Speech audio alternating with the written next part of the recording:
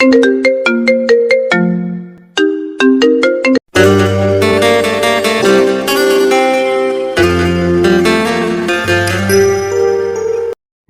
নতুন ভালোবাসার গল্প পেতে আমাদের চ্যানেলটি সাবস্ক্রাইব করে পাশে থাকা বেল আইকনে ক্লিক করুন। ধন্যবাদ। কিরে হারামজাদা, তুই এখনো পড়ে পড়ে ঘুমাচ্ছিস কেন? কয়টা বাজে সেই খেয়াল আছে তোর? ঘুমন্ত নীলের কান ধরে টানতে টানতে কথাটি বলে নেহা। আর এইদিকে নীল তখনও ঘুমাচ্ছে। এদিকে তার কোনো খেয়াল নেই কে কি বলছে আর কে কি করছে না করছে। সে তার মতো করে ঘুমিয়ে যাচ্ছে। তখনই আবারও নেহা তার কান ধরে টানতে টানতে বলতে থাকে, কিরে ওই হারামজাদা, তোকে সেই কখন থেকে বলছি ঘুম থেকে ওঠার জন্য, তুই এখনো ঘুম থেকে উঠিস না কেন? বিকেল কয়টা বাজে দেখেছিস? আমি তো তোকে পড়িয়ে তারপর বাসায় যেতে হবে নাকি? আমি আজ পড়তে পারবো না, আমার ভীষণ ঘুম পাচ্ছে, আমাকে প্লিজ ঘুমাতে দিন। তোর কথা মতো তো আর সবকিছু হবে না। আমি এতটা পথ হেঁটে হেঁটে এখানে তোকে পড়ানোর জন্য এসেছি, আর এখন তোকে আমি না পড়িয়ে চলে যাব, এটা তুই ভাবলি কি করে? আর সেই কখন থেকে তোর জন্য বসে অপেক্ষা করছি। আমি বললাম তো আজ আমার পড়তে ইচ্ছে করছে না, আমার ভীষণ ঘুম পাচ্ছে, আমি আজ একটু ঘুমাতে চাই, আমাকে প্লিজ ঘুমাতে দিন। এখন যদি তুই ঘুম থেকে উঠে পড়ার টেবিলে না বসিস, তাহলে কিন্তু আমি সত্যি এক বালতি পানি এনে তোর উপর ঢেলে দিব, এই বলে দিলাম। নেহার এই কথা শুনে নীল আর কোনো উপায় অন্তর দেখতে না পেয়ে বিছানা ছেড়ে উঠে ওয়াশরুমে ঢুকে গেল। হাত মুখ ধুয়ে এসে তারপর পড়ার টেবিলে বসলো, কারণ সে খুব ভালো করেই জানে নেহা যেটা বলেছে সেটাই করবে। নেহার কথার কোনো অন্যথা হবে না। নেহা কতক্ষণে পড়ার টেবিলে বসে নীলের জন্য অপেক্ষা করছিল। নীল পড়ার টেবিলে বসতে ঠাস করে তার গালের নিচে একটা চড় বসিয়ে দিয়ে বলতে লাগলো, ওই হারামজাদা, তোকে না কাল বলেছিলাম হোমওয়ার্ক গুলো করে রাখতে, তাহলে তুই এগুলো করে রাখলি না কেন? না মানে আসলে আপু, কাল রাতে হঠাৎ করে কারেন্ট চলে গেছিল, আর আমাদের বাসার আইপিএস তো নষ্ট হয়ে গেছে, তাই অন্ধকারে হোমওয়ার্কগুলো করতে পারিনি। সে না হয় বুঝলাম কাল তুই করতে পারিসনি, কিন্তু আজ তো ভার্সিটি থেকে এসে তারপর এগুলো করে রাখতে পারতিস। তুই তো খুব ভালো করে জানিস আমি তোকে পড়াতে আসবো আর হোমওয়ার্ক গুলো দেখবো।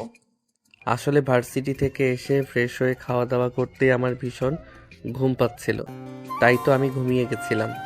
তুই সারা রাত কি করেছিস? সারা রাত কি চুরি করতে গিয়েছিলি নাকি, যে দিনের বেলা ভার্সিটি থেকে এসে ঘুম পেয়ে গেল? না আপু, অন্য কিছু কেন চুরি করতে যাব? যেটা চুরি করতে চাইছিলাম সেটাই তো পারছি না, তাহলে অন্য কিছু চুরি করে আর কি লাভ আছে?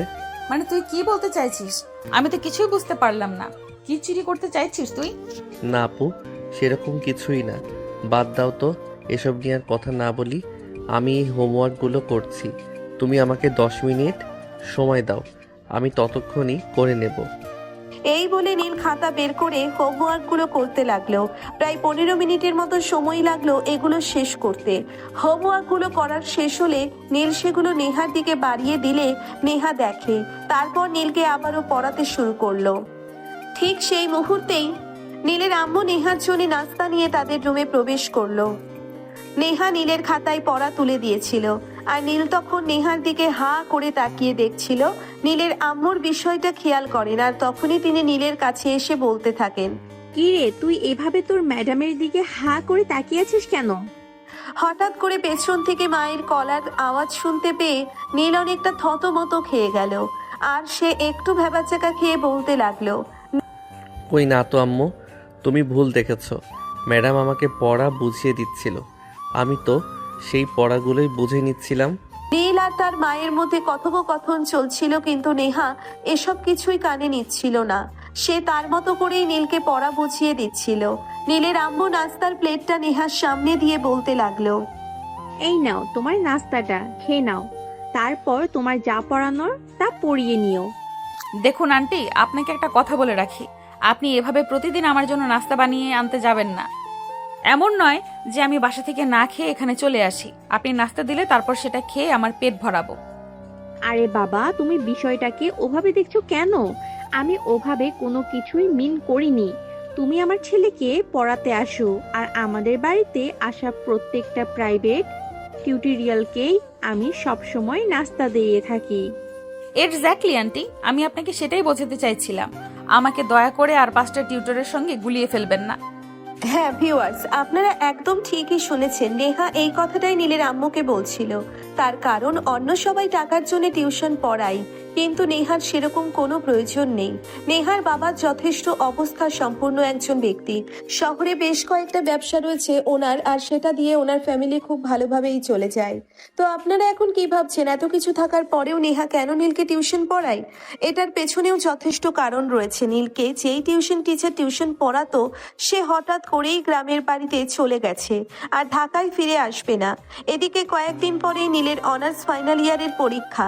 এই মুহূর্তে তার টিউশন বন্ধ হয়ে গেলে পড়াশোনার একটা বিঘ্ন অবস্থা তৈরি হবে, আর সেজন্যই নীলের পাপা নীলের জন্য টিউশন টিচার খুঁজতে থাকেন। কিন্তু সেরকম কোনো ভালো টিউশন টিচার তিনি খুঁজে পাচ্ছিলেন না। তখনই হঠাৎ করেই একদিন নেহার বাবার সঙ্গে একটা কফি হাউসে ওনার দেখা হয়ে গেল।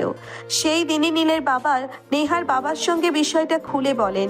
এদিকে নেহা অনার্স শেষ করেছে এই তো 1 বছর আগে। বিভিন্ন জায়গায় চাকরির জন্য ইন্টারভিউ দিয়ে যাচ্ছে, কিন্তু চাকরিটা হচ্ছে না। নেহা পড়াশোনা শেষ করে চাকরি নেওয়ার ইচ্ছে পোষণ করেছে। এদিকে তার মা বাবা তাকে বিয়ে দেওয়ার জন্য উঠে পড়ে লেগেছে, কিন্তু সে কোনোভাবেই চাকরি না নিয়ে বিয়ে করবে না, আর সেজন্যই বাড়িতে বসা রয়েছে। সেদিন বিকেলবেলা বাড়িতে আসার পর নেহার বাবা ড্রয়িং রুমে বসে নেহার আম্মুর সঙ্গে গল্প করছিল আর উক্ত বিষয়টা নিয়ে আলোচনা করছিল। তখনই কথাটা শুনে ফেলে নেহা, আর তাই সে তার বাবাকে বলতে থাকে, আচ্ছা বাবা, ঠিক আছে, কোনো সমস্যা নেই। তুমি আঙ্কেলকে বলে দিও পরীক্ষার আগ পর্যন্ত যে কয়দিন আছে সেই কয়দিন আমি নীলকে টিউশনি পড়াবো। এসব তুই কি বলছিস? অবশেষে কিনা চাকরি পাচ্ছিস না বলে তুই টিউশন পড়াবি? এটা তো আমি মেনে নিতে পারছি না। আমার টাকা পয়সা অর্থ সম্পদ কোন জিনিসটার অভাব আছে যার কারণে তোকে টিউশন পড়তে হবে? দেখো বাবা, কথাটা এখনো টাকা পয়সা বা অর্থ সম্পদের নয়। ছেলেটা পড়াশোনায় যথেষ্ট ভালো, আমি যতদূর শুনেছি আর কি। এখন যদি পরীক্ষার আগে এসে টিউশনি পড়াতে না পারে, তাহলে তো পরীক্ষার রেজাল্ট খারাপ হবে। তখন মেয়ের কথায় সম্মতি জানালেন নেহার আম্মু। তিনি তখন নেহার বাবাকে বলেন নেহার বাবা যেন নেহাকে অনুমতি দেয় নীলকে টিউশন পড়ানোর জন্য। নেহার বাবাও তখন মেয়ে এবং স্ত্রীর কথায় অমত করতে পারেনি। তিনি তাদের কথায় সম্মতি পোষণ করেন এবং সেদিন রাতেই নীলের বাবাকে এই খবরটা ফোন করে জানিয়ে দেন। পরের দিন বিকালবেলা নেহা নীলদের বাসা চিনত। বিকাল 3টে বাজতেই নেহা বাসা থেকে বের হয়ে হাঁটতে হাঁটতে নীলদের বাড়িতে চলে আসে। নীল তখন নিজের রুমে ঘুমাচ্ছিল। ভার্সিটি থেকে এসে তার ক্লান্ত লাগে, এটা প্রতিদিনের অভ্যেস। সে প্রতিদিন ভার্সিটি থেকে এসে খাওয়া দাওয়া করবে, কিছুক্ষণ সময় ঘুমাবে, আর তারপর সন্ধ্যার দিকে বাসা থেকে বের হয়ে বন্ধুদের সঙ্গে আড্ডা দিতে চায়ের দোকানে চলে যাবে। ঠিক এই মুহূর্তেই তাদের বাড়ির কলিং বেল বেজে উঠল। নীলের আম্মু তখন ড্রয়িং রুমে বসে টিভি দেখছিলেন। কলিং বেলের আওয়াজ শুনে তিনি এগিয়ে গিয়ে দরজাটা খুলে দিলেন। দরজা খুলেই তিনি নেহাকে দেখতে পেলেন। নেহাকে দেখেই তিনি বলতে লাগলেন, কি ব্যাপার মা? নেহা, হঠাৎ তুমি আমাদের বাড়িতে? নেহা খুব ভালোভাবেই বুঝতে পারলো নীলের আম্মু হয়তো এই ব্যাপারটা জানেন না। জানলে হয়তো তিনি এটা জিজ্ঞাসা করতেন না। তাই তো নেহা নীলের আম্মুকে বলতে লাগলো, কেন আন্টি, আপনাকে আঙ্কেল কিছু বলেনি নাকি? আমি আজ থেকে নীলকে টিউশনি পড়াবো, আর তার জন্যই তো আমি এখানে এসেছি। ও আচ্ছা তাই নাকি? ও আচ্ছা তাই নাকি? তাহলে তো এটা খুব ভালো খবর। ঠিক আছে, তুমি এখানেই বস, আমি তোমার জন্য চা নিয়ে আসছি। না আন্টি, সেটার কোনো প্রয়োজন হবে না। আমি একটু আগেই বাসা থেকে খাওয়া দাওয়া করে তবে এখানে এসেছি। কিন্তু নীলের আম্মু নেহার সেই সব কথা শুনলো না। তিনি কিচেনে চলে গেলেন নেহার জন্য নাস্তা বানিয়ে নিয়ে আসতে। এদিকে নেহা সেখানে বসে না থেকে সোজা নীলের রুমে চলে গেল। নীল তখন নিজের রুমে নাক ডেকে ঘুমাচ্ছিল। ভার্সিটি থেকে এসে প্রতিদিন এসে খাওয়া দাওয়া করে তারপর ঘুমিয়ে পড়ে। আজকেও তার অন্যথা হয়নি। তখনই হঠাৎ করেই নেহা নীলের রুমের ভিতর প্রবেশ করে আর নীলকে নাম ধরে ডাকতে থাকে। এই নীল, নীল, কি হলো? এভাবে পড়ে পড়ে ঘুমাচ্ছ কেন? এখন কি ঘুমানোর সময় নাকি? কিন্তু নেহার ডাকে নীলের ঘুম ভাঙল না। সে বেঘরে ঘুমাচ্ছে। এই সব ছোটখাটো সাউন্ড তো তার কর্ণগোচর হবে না। এদিকে নেহা কোনোভাবেই ভেবে পাচ্ছে না একটা মানুষ কিভাবে এতটা বেঘরে হয়ে ঘুমাতে পারে। তাই তো সে আবারও নীলের নাম ধরে ডাকতে লাগলো। কিন্তু তাতে যখন কোনো কাজ হচ্ছিল না, তখন নেহা বাধ্য হয়ে নীলের হাত ধরে টান দিল। হঠাৎ করেই নেহা নীলের হাত ধরে হ্যাচকা টান দেওয়াতে নীল অনেকটা ভয় পেয়ে লাফ দিয়ে পেছন থেকে উঠে বসলো। নীল অনেকটাই ভয় পেয়ে গেছিল, তাই বিছানা থেকে লাফ দিয়ে উঠে বসেই একটা চিৎকার দিতে যাচ্ছিল। তখনই নেহা তার মুখটা চেপে ধরলো আর বলতে লাগলো। কিরে, তোরে আবার ভূতে ধরেছে নাকি? এভাবে চিল্লানি দিচ্ছিস কেন? নেহার এমন কথা শুনে নীল বলতে লাগলো। আরে আপনি এখানে? হ্যাঁ, কেন? তুই আমার দিকে এভাবে তাকিয়ে আছিস কেন? দেখে মনে হচ্ছে ভূত দেখেছিস। হ্যাঁ, আমি তো সেরকমটাই ভাবছিলাম। মনে মনে হঠাৎ করে আপনি আমাদের বাড়িতে, তাও আবার কোনো কথাবার্তা ছাড়াই, আবার আমার বেডরুমে। হ্যাঁ, কেন? তোর রুমের বাইরে তো কোথাও লেখা নেই যে তোর রুমে প্রবেশ করা যাবে না। আমি তো সেটা বলিনি। আমি তো শুধু এটাই বলেছি যে আপনি হুটহাট করে কোনো কথাবার্তা ছাড়াই আমার কাছে কেন এসেছেন। কারণ আজ থেকে আমি তোকে টিউশনি পড়াবো। যা, এখন হাত মুখ ধুয়ে এসে পড়ার টেবিলে পড়তে বস। আপনি আমাকে পড়াবেন মানে? আপনি আমাকে কেন পড়াবেন? দেখ, এত বেশি কথা বলিস না। এত বেশি কথার উত্তর দেওয়ার মুডে আমি নেই। তোকে যেটা বলেছি তুই সেটাই কর। আমার সঙ্গে তর্ক করা আমি একদমই পছন্দ করি না। আরে এই যা, আমি আপনার সঙ্গে তর্ক কোথায় করলাম? আমি তো শুধু আপনাকে জিজ্ঞাসা করেছি, আমার আব্বু কি আপনাকে বলেছিল নাকি আমাকে টিউশন পড়ানোর কথা? নয়তো কি আমি যেচে তোর এখানে এসেছি নাকি? তোর বন্ধু বলেছে বলেই তো এসেছি। আচ্ছা ঠিক আছে, কোনো সমস্যা নেই। আপনি একটু অপেক্ষা করুন, আমি কিছুক্ষণের মধ্যেই আসছি। এই বলে নীল বিছানা থেকে নেমে ওয়াশরুমে চলে গেল। কিছুক্ষণের মধ্যেই ফ্রেশ হয়ে এসে পড়ার টেবিলে বসলো। নীল পড়ার টেবিলে বসা মাত্রই নেহা নীলের বই নিয়ে বেশ কিছুক্ষণ বইয়ের পাতা উল্টাতে লাগলো আর তারপরে বলতে লাগলো। কোন সাবজেক্টে তোর সব থেকে বেশি প্রবলেম সেটাই আগে আমাকে বলতে হবে, সেখান থেকেই আমি শুরু করি। আমার তো সব বিষয় প্রবলেম, আপনি কোন বিষয়ে পড়াবেন সেটা বলুন। তোর যে বিষয়গুলোতে প্রবলেম রয়েছে আমি সবগুলো বিষয়ই পড়াবো। এখন তাহলে শুরু করা যাক। এই বলে নেহা সবার প্রথমেই অঙ্ক বই নিয়ে পড়াতে শুরু করলো। আর এভাবেই শুরু হলো তার প্রথম দিনের টিউশন পড়ানো প্রায় অর্ধেক হয়ে গেছে। তখনই নীলের আম্মু চা নাস্তা নিয়ে নীলের রুমে প্রবেশ করলো। নীল তখন অঙ্ক করছিল। তার আম্মু নাস্তার ট্রে টেবিলের উপর রাখতে রাখতে নেহাকে বলতে লাগলো। নেহা, পড়াটা পড়ে শেষ কর, আগে নাস্তাটা খেয়ে নাও। আরে আন্টি, তোমাকে না বললাম আমার নাস্তা লাগবে না? আমি একটু আগে বাসা থেকে খাওয়া দাওয়া করে তবে এসেছি। তারপরও তুমি কেন কষ্ট করে আমার জন্য নাস্তা বানাতে গেলে? আরে বাবা, সে তুমি নাস্তা করে আসো আর না করে আসো, তাতে বা কি যায় আসে? আমার বাড়িতে কেউ এসে নাস্তা না করে চলে যাবে, সেটা কি করে হতে পারে নাকি? এই নাও, বেশি কিছু করিনি, অল্প চা নাস্তা বানিয়ে নিয়ে এসেছি, এটা খেয়ে নাও আর তারপর পড়াও। এই বলে নীলের আম্মু রুম থেকে বের হয়ে চলে গেল। নেহা নাস্তা না খেয়ে চায়ের কাপটা হাতে তুলে নিয়ে প্লেটটা এক সাইডে সরিয়ে রাখলো আর চায়ের কাপে চুমুক দিতে লাগলো। নীল ভীষণ অবাক হলো। একজন মানুষ নাস্তা না খেয়ে শুধু চায়ের কাপ হাতে নিল।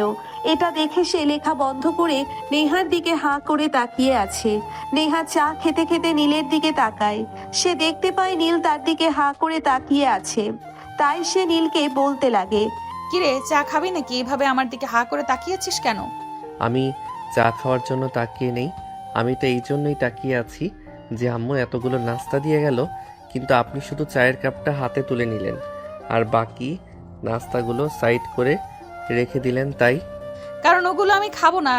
আর আমি প্রচন্ড চা প্রেমিক মানুষ, আমি চায়ের ব্যাপারে কখনোই কম্প্রোমাইজ করি না। এই বলে নেহা চায়ের চমক দিতেই মনোযোগ দিল আর এদিকে নিয়ে নীলের পড়াশোনায় এভাবেই চলে গেল তাদের সেদিনের দিনটা। পড়া শেষ হলে নেহা সেখান থেকে নিজের বাড়িতে চলে গেল আর এদিকে নীল বিকালের নাস্তা করার জন্য ডাইনিং টেবিলে আসে। তখনই তার আম্মু তাকে বলতে থাকে পড়া কেমন হয়েছে। নীল তার আম্মুকে জানায় তার পড়ার এক্সপিরিয়েন্স ভালোই ছিল।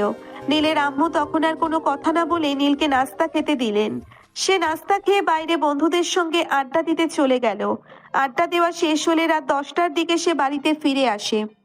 তারপর রাতের খাবার খেয়ে ঘুমিয়ে পড়ে। পরের দিন আবার সকালবেলা যথাসময়ে ভার্সিটিতে চলে আসে। ভার্সিটিতে এসেই দেখতে পায় তার গার্লফ্রেন্ড রিয়া ক্যাম্পাসের একপাশে বসে আছে। রিয়াকে দেখা মাত্রই নীল রিয়ার দিকে এগিয়ে গেল। রিয়া তখন সেখানে বসে বসে ফেসবুকে স্ক্রল করছিল। নীল তার পাশে গিয়ে বসতে এসে মোবাইলটা রেখে নীলের দিকে তাকালো আর তারপরে বলতে লাগলো। কি ব্যাপার, আজ এত লেট হলো কেন? তুমি তো প্রতিদিন আরো আগে চলে আসো। না মানে আসলে আজ সকালবেলা ঘুম থেকে উঠতে একটু লেট হয়ে গেছে, তাই আসতে একটু দেরি হয়ে গেল। ও আচ্ছা, ঠিক আছে, কোনো সমস্যা নিলে চলো ক্যান্টিনে যাওয়া যাক। আমি বাসা থেকে কিছু খেয়ে আসিনি, দুজনে একসঙ্গে খাবো বলে। ও আচ্ছা, আমিও কিছু খেয়ে আসিনি, চলো আগে খেয়ে নেই। এই কথা বলে নীল তার গার্লফ্রেন্ড রিয়াকে নিয়ে ভার্সিটির ক্যান্টিনে চলে গেল। সেখান থেকে দুজন নাস্তা শেষ করে তারপর যে যার রুমে চলে গেল। নীলের গার্লফ্রেন্ড রিয়া এই বছর অনার্স সেকেন্ড ইয়ারে পড়াশোনা করছে। রিয়া যখন ভার্সিটিতে প্রথম অ্যাডমিশন নিয়েছে তখনই নীলের সঙ্গে তার পরিচয়। তারপর থেকে আস্তে আস্তে কথা বলা, আর সেখান থেকেই তাদের প্রেমের শুরু। ভার্সিটি শেষ হলে রিয়া ভার্সিটির গেটের সামনে দাঁড়িয়ে অপেক্ষা করতে লাগে নীলের জন্য। নীল ক্যাম্পাস থেকে বের হতে রিয়া তার দিকে এগিয়ে যায় আর তারপর বলতে থাকে, চলো, অনেকদিন ধরে কোথাও ঘুরতে যাওয়া হয় না, আজ একটু কোথা থেকে ঘুরে আসি। কিন্তু বেবি, এটা তো হবে না, কারণ আমার টিউশন আছে। আমার বাবা আমার জন্য নতুন টিউশন টিচার রেখেছে, এখন তো আমি কোথাও যেতে পারবো না। আরে বেবি, তুমি এভাবে কেন বলছো? আমি কখন বললাম তোমার চাইতে আমার টিউশন টিচার বড় হয়ে গেল? আমাকে টিউশন তো করতে হবে, সামনেই আমার ফাইনাল ইয়ারের এক্সাম। এখন যদি আমি ঠিকমতো পড়াশোনা না করি তাহলে এক্সামের রেজাল্ট খারাপ হবে। হলে হোক, তাতে আমার কিছু আসে যায় না। তুমি খুব ভালো করেই জানো আমি আমার বাবার একমাত্র আদরের রাজকন্যা। আমি আমার বাবার কাছে মুখ ফুটে যেটা চাইবো, আমার বাবা কখনোই আমাকে সেটা দিতে দুইবার চিন্তা করবেন না। তাই এসব নিয়ে তোমার চিন্তা কোনো কারণ নেই। এই কথা শুনে নীল রিয়াকে বলতে থাকে, রিয়ার এসব ব্যাপার নিয়ে কোনো চিন্তা না থাকলেও নীলের অনেক চিন্তার কারণ আছে। নীলের বাবার অর্থ সম্পদ, টাকা পয়সা কোনো কিছুর কমতি আছে, ব্যাপারটা সেরকম নয়। ব্যাপার হলো নীল তার বাবার একমাত্র সন্তান, তার বাবার সমস্ত সম্পত্তির একমাত্র উত্তরাধিকারী তার বাবার পরে নীল হবে এই সব সম্পত্তির একচ্ছত্র মালিক। আর সেই সবকিছুর জন্য নীলকে আগে নিজেকে প্রস্তুত করতে হবে, সেই সবকিছুর উপযুক্ত প্রমাণ করতে হবে, তবেই নীলের বাবা সবকিছু নীলের নামে উইল করে দিবেন, এমনটাই তিনি বলে রেখেছেন। তাছাড়া আর নীল নিজেও ছোটবেলা থেকে প্রতিজ্ঞাবদ্ধ বাবার সমস্ত কিছু পাওয়ার উপযুক্ত প্রমাণ করে তবেই সে বাবার অফিসে বসবে। আর তার জন্যই সে পড়াশোনায় এতটা গুরুত্ব দেয়। কিন্তু তার গার্লফ্রেন্ড রিয়া এইসবের কোনো তোয়াক্কা করে না। তার কথা হলো কোনো রকম নিজের মতো করে জীবনটা পার করতে পারলেই হলো, সেখানে মা বাবার কথা এত মেনে চলার কি আছে? তবে নীল ফ্যামিলি ভক্ত না হলেও মা বাবার কথা মেনে চলতে ভীষণ পছন্দ করে, আর সব সময় সে মা বাবার কথা মেনে চলে। এদিকে নীল তার গার্লফ্রেন্ড রিয়াকেও ভীষণ ভালোবাসে, চাইলেও রিয়ার সঙ্গে সে ব্রেকআপ করতে পারে না। রিয়ার সঙ্গে যখন রিলেশনে জড়িয়েছিল তখন তো সবকিছু ঠিকঠাক ছিল, কিন্তু ইদানিং রিয়া এমন হয়ে গেছে সব সময় সে নীলকে উস্কানিমূলক কথাবার্তা বলে থাকে। নীল না পারছে এখন এসব কিছু সহ্য করতে, আর না পারছে রিয়াকে ছেড়ে এ সম্পর্ক থেকে পিছিয়ে আসতে। তাই নীল পড়েছে মহা ঝামেলায়, এসে কি করবে কিছুই ভেবে পাচ্ছে না। এদিকে রিয়া তখন আবারও নীলকে বলতে থাকে, কি হলো নীল, তুমি এভাবে চুপচাপ দাঁড়িয়ে আছো কেন? আমি তোমাকে কি বললাম? তুমি আমার কথার কোনো উত্তর দিচ্ছ না কেন? আরে বাবা, তুমি এমন কেন করছো আমি তো সেটাই বুঝতে পারছি না। তোমাকে বললাম না সামনে আমার এক্সাম আছে, এখন আমাকে ঠিকমতো পড়াশোনাটা করতে হবে। আমি বুঝতে পারছি না তুমি ইদানিং আমাকে অ্যাভয়েড কেন করতেছো। আমি তোমাকে যখনই কোনো কিছু করতে বললাম তোমার হয়তো সময় নেই, নয়তো বা পড়াশোনার অজুহাত। খামন ডিয়ার, আমি তোমাকে কোনো অজুহাত দিচ্ছি না। আমার পরীক্ষাটা শেষ হয়ে যাক, তারপর তো আমার আর কোনো কাজ থাকবে না। আমি সারাক্ষণ তোমাকে সময় দেব। কিন্তু এসব কথাই কোনো কাজ হলো না। রিয়া নীলের কোনো কথাই শুনলো না, সে মেজাজ দেখিয়ে সেখান থেকে চলে গেল। এদিকে নীলও তখন আর কোনো চিন্তা ভাবনা না করে সোজা বাসায় চলে আসলো, কারণ কিছুক্ষণ পরেই নেহা তাকে টিউশন পড়ানোর জন্য চলে আসবে। তাই সে বাসায় এসে ফ্রেশ হয়ে খাওয়া দাওয়া করে কিছুক্ষণ সময় বিশ্রাম নিচ্ছিল। আর ঠিক ওই মুহূর্তেই নেহা চলে আসে তাকে টিউশন পড়ানোর জন্য। এভাবেই চলতে থাকে তাদের দিনগুলো। এদিকে সেদিকে ঝগড়া করে চলে যাওয়ার পর থেকে রিয়া নীলের সঙ্গে কোনো কথা বলছে না, নীলের ফোন রিসিভ করছে না। নীল বিভিন্নভাবে তার সঙ্গে যোগাযোগ করার চেষ্টা করলেও সে নীলের সঙ্গে কোনো যোগাযোগ কন্টিনিউ করছে না। নীল এসব কিছু নিয়ে একটু চিন্তিত হয়ে পড়ে, কারণ রিয়াকে সে সত্যিই ভালোবাসে। কিন্তু রিয়া কেন তার এই ব্যাপারটা বুঝতে পারে না, এটাই তার বোঝা আসে না। কিন্তু এসব কিছু নিয়ে এখন বেশি চিন্তা করা একদম চলবে না, কারণ আগামী সপ্তাহেই তার এক্সাম। সেদিন রাতের বেলা নীলের বাবা বাড়িতে এসে নীলকে নিজের রুমে ডেকে নিলেন আর বলতে লাগলেন, কি ব্যাপার বাবা, সামনের সপ্তাহে তো তোমার এক্সাম আছে, তোমার প্রিপারেশন কেমন চলছে? এই তো আব্বু, আলহামদুলিল্লাহ। তুমি দোয়া করো শুধু, সব ঠিকঠাক হয়ে যাবে। ইনশাল্লাহ। এটা আমি তো সব সময় তোমার জন্য আল্লাহর কাছে দোয়া করি যেন তোমার সঙ্গে সব সময় ভালো কিছুই হয়। তুমি শুধু মনোযোগ দিয়ে পড়াশোনাটা করো, পরিশ্রম করলে তার ফল নিশ্চয়ই আল্লাহ দিবেন। হ্যাঁ আব্বু, তুমি একদম ঠিক কথাই বলেছ। প্রথমত আল্লাহর উপর ভরসা রাখতে হবে, আর দ্বিতীয়ত আমাদেরকে পরিশ্রম করতে হবে। এই বলে বাবা বসে বসে গল্প করতে লাগলো। এভাবেই কেটে গেল বেশ কিছুক্ষণ সময়। তখনই নীলের আম্মু বেডরুমে প্রবেশ করেন। বাবা ছেলের গল্প শুনতে শুনতে তিনি বলতে থাকেন, কি ব্যাপার, আমি খাবার টেবিলে খাবার রেডি করছি, কখন থেকে তোমাদের দুজনকে ডেকেই চলেছি, আমার কথা কি তোমাদের কান পর্যন্ত পৌঁছায় নাই নাকি? বলে তারা সবাই মিলে খাবার টেবিলে চলে গেল। খাওয়া দাওয়া শেষ হলে সবাই নিজেদের রুমে গিয়ে ঘুমিয়ে পড়ে। নীলের বাবা একজন গার্মেন্টস ব্যবসায়ী। এশিয়ার বিভিন্ন বড় বড় কান্ট্রিতে ওনার গার্মেন্টস উৎপাদিত পোশাক রপ্তানি করে থাকেন। ঢাকা শহরে ওনার মোটামুটি 7টা বড় বড় গার্মেন্টস ফ্যাক্টরি রয়েছে, যেগুলো উনি হাজার হাজার কর্মচারীর মাধ্যমে পরিচালনা করে থাকেন। চেতনার অনেকগুলো গার্মেন্টস ফ্যাক্টরি তার, তিনি একা হাতে সবকিছু সামাল দিতে পেরে উঠছেন না। আর সেই জন্যই তিনি চাইছেন নিজের ছেলেকে যোগ্য উত্তরসূরি বানিয়ে কাজের চাপ কিছুটা নিজের উপর থেকে কমাতে। আর এদিকে নীলও তার বাবার এই কষ্ট মেনে নিতে পারছে না, তাই সে পড়াশোনাটা শেষ করে যত দ্রুত সম্ভব ব্যবসার কাজে হাত লাগাতে চায়। সেদিন সকালবেলা অফিসে আসতেই নীলের বাবার ম্যানেজার এসে নীলের বাবাকে বলতে লাগলো, আসসালামু আলাইকুম স্যার।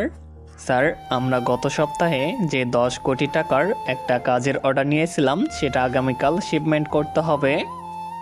ও আচ্ছা, এটা তো ভালো কথা। কিন্তু স্যার, খারাপ খবর হলো এটাই যে ওই অর্ডারের আমরা সবেমাত্র 70% প্রোডাক্ট রেডি করতে পেরেছি। একদিনে তো 30% প্রোডাক্ট রেডি করা সম্ভব নয়। কিন্তু এটা আপনি কি বলছেন? তাহলে কিভাবে কি করব? আমি তো সেটাই ভেবে পাচ্ছি না। এখন কি করা যাবে সেটাই বলুন। আপনাকে আমি কি বলবো, আমি তো সেটাই ভেবে পাচ্ছি না, কারণ আমি তো নিজেই এসবের কোনো কুল কিনারা খুঁজে পাচ্ছি না। এই বলে ম্যানেজার সাহেব সেখান থেকে বের হয়ে চলে গেলেন। আর এদিকে নীলের বাবা পড়ে গেলেন মহা চিন্তায়। শিপমেন্টের কাজ সেটা তো রেডি করতেই হবে, তা না হলে তো অনেক বড় একটা লোকসানের সম্মুখীন হতে হবে। কিন্তু তিনি কিভাবে কি করবেন সেটাই ভেবে পাচ্ছেন না। এই মুহূর্তে যদি তিনি এই কাজের শিপমেন্ট করতে না পারেন, তাহলে হয়তো আগামী কয়েকটা প্রজেক্ট ওনার হাতছাড়া হয়ে যাবে। এই বায়ারদের সঙ্গে এটাই ওনার প্রথম কাজ, আর এখনই যদি এই শিপমেন্টটা ঠিক মতো করতে না পারেন, তাহলে তো আর নেক্সট টাইম এই বায়ারদের সঙ্গে কোনো কাজ করতে পারবেন না। কারণ বিদেশিরা অনেক সময় সচেতন, তারা কাজকে অনেক বেশি প্রায়োরিটি দিয়ে থাকে। তারা কাজের ক্ষেত্রে কোনো রকম হেয়ালি পছন্দ করে না, তাদের কাছে সবার আগে কাজ। তাই নীলের বাবা কি করবেন কিছুই ভেবে পাচ্ছেন না। বেশ কিছুক্ষণ চিন্তা ভাবনা করে তিনি আবারও ম্যানেজার সাহেবকে নিজের কেবিনে ডেকে পাঠালেন আর বলতে লাগলেন, দেখুন ম্যানেজার সাহেব, যা করার ঠান্ডা মাথায় চিন্তা ভাবনা করে তবেই করতে হবে। হ্যাঁ স্যার, সেটাই তো ভাবছি, তার নামা, তাই কিভাবে কি করা যায়?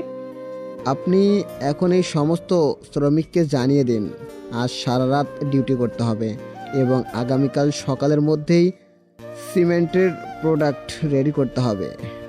তাদেরকে জানিয়ে দিন আজ সারা রাত ডিউটি করার জন্য তাদের এক্সট্রা পারিশ্রমিক দেওয়া হবে, সেই সঙ্গে ওভারটাইম তো দেওয়াই হবে। এই কথা বলার পিছনে কারণ হচ্ছে অনেক শ্রমিক আছে যাদের টাকা পয়সার অনেক বেশি প্রয়োজন। তারা একটা বেতন বোনাসের কথা জানতে পারলে খুব মনোযোগ সহকারে কাজটা করে এবং যত দ্রুত সম্ভব কাজটা শেষ করার চেষ্টা করবে। ওনার এই মুহূর্তে যত দ্রুত সম্ভব কাজটা শেষ করা প্রয়োজন, তাই তিনি এরকমটা বললেন। যাই হোক, ম্যানেজারকে কথাটা বলার সঙ্গে সঙ্গেই ম্যানেজার সাহেব এই কথাটা অ্যানাউন্স করে দিলেন। আর এইদিকে কর্মচারীরা এসব কথা শুনতে পেয়ে কাজের গতি বাড়িয়ে দিল।